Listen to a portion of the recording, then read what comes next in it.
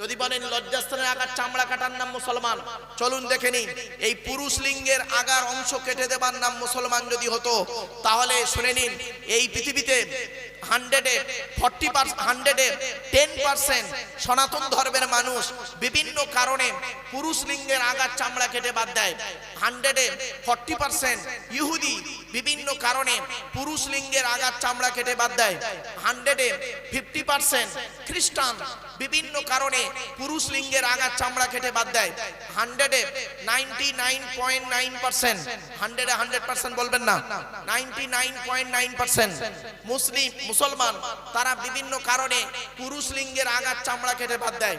এবার আসছি ইতিহাসটা জেনে নিন, এই পুরুষ লিঙ্গের আগার চামড়া সর্বপ্রথম কে কেটেছিল শুনে নিন। সর্বপ্রথম এই পুরুষ লিঙ্গের আগার চামড়া কেটেছিলেন সেই ব্যক্তিটির বয়স ছিল 82 বছর। 82 বছর বয়সে জঙ্গলে কুড়ুল